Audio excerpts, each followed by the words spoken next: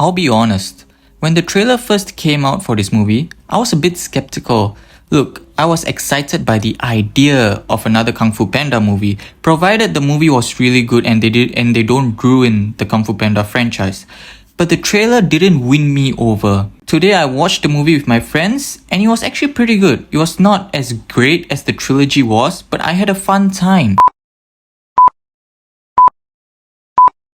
Welcome back Visionaries to my latest video. This will be my non-spoiler review of Kung Fu Panda 4. Here's a quick plot synopsis. Po is tasked to find a new dragon warrior so he can ascend to a spiritual leader of the Valley of Peace, just like Oogway was. While that is going on, China is once again facing trouble, in danger now, this time with a chameleon. Hence, Po and the fox thief have to travel to the city to stop this chameleon. So let's start with the good first. The animation stepped up. Compared to the trilogy, the animation here really stepped up in terms of colors and the creativity they put behind the shots, as well as the use of lighting techniques, shadows, background to create some cinematic effects. This is definitely one of the most cinematic looking DreamWorks movies in recent years. And the character designs and all that, the animation really stepped up. Props to the animators, and it was really incredible looking at it. I thought it was wonderful. Then the comedy. The comedy is once again amazing. Just like the previous three Kung Fu Panda films, the comedy here is truly incredible. My entire theatre was engaged with the full length of the film from start to finish. They were completely engaged with the comedy. The comedy alone was capable of engrossing my entire theatre audience, and that's incredible. I feel that Hollywood has not done some good jobs with comedies recently, but this is a very good example of comedy done right, and that's what Kung Fu Panda has done so well compared to other trilogies that have come out. They are really hilarious, and Kung Fu Panda is an example of that. The writers knew what they were doing, and Jack Black was really doing a lot of stuff to make this film really funny, and this is a really fun film, and a lot of kids were in my theatres, a lot of children, and they also absolutely loved it. The theatre was laughing. I would actually recommend people this movie for the comedy alone. And let's talk about the action scenes. Again, the action scenes, because of the animation stepped up, the action scenes really stepped up too. Not just in that way, but also in terms of creativity. How they use the cameras, the camera panning, and the props and designs they use to create these action scenes, to make them comedic. And there was really some creative things there. The use of shadows and cinematic props was really incredible as well. Lighting and all that. And also I heard that they used a real life stunts to emulate the actions in this movie, which really worked, by the way. We hired a stunt team. They would enact and do kung fu moves, and then the animators would take that and elevate it even more. Because the action really feels palpable, and that's a really great feat for an animated movie. And that was just really amazing. Then let's talk about the voice acting. I think the voice acting did a lot of carrying for this movie, especially Jack Black as Po.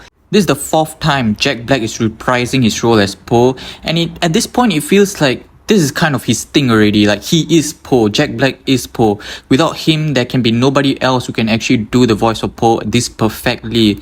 And it also feels like Jack Black has been practicing this for a long time. It's like, when can I ever get to be Po again? You know? So he's really carrying this movie. This man knows how to make his audience laugh and how to entertain the audience just with his voice alone. Awkwafina was the newcomer. She plays this thieving fox, and she was not bad. Viola Davis as the chameleon was great, and all the returning cast members did a great job too with their voice. And for my fifth point, I don't want to talk too much about it because it's a plot twist.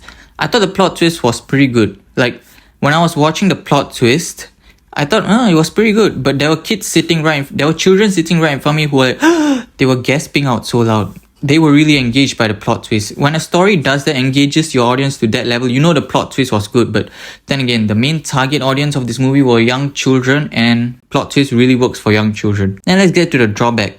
The story was too derivative of previous Kung Fu Panda films, and also very predictable. Except for the plot twist, but other than that, it was very predictable.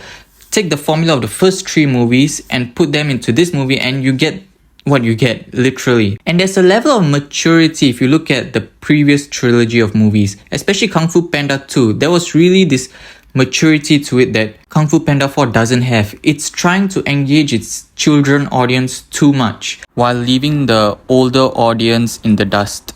Therefore, I wish they had opted for a better story where they can engage both the children especially and also the adults in the audience. And yeah, the story was just very derivative, but it's not bad. My second point, Chameleon is the worst villain of the franchise. I'm not kidding. Chameleon didn't have a backstory that was really engaging compared to the previous predecessors.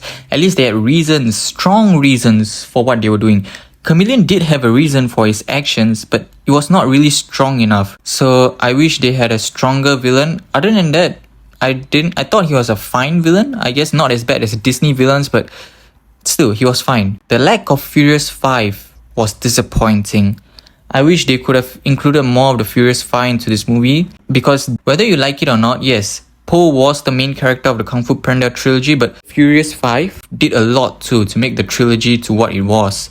And in this movie, they went on some side quests and only came back for a tiny bit of screen time, which is really disappointing. I understand they want to do this so that Po can pass on the mantle to the Fox, so they are putting them both in the lead role. But I was not really very attached with the Fox.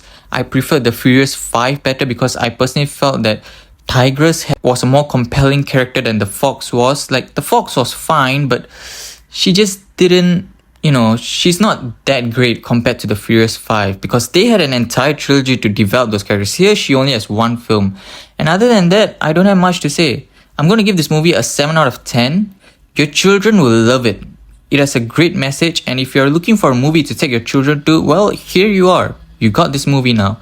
Other than that, if you like this video, click the like button. If you want to see more, subscribe to my channel, and see you guys next time. You guys are always the best.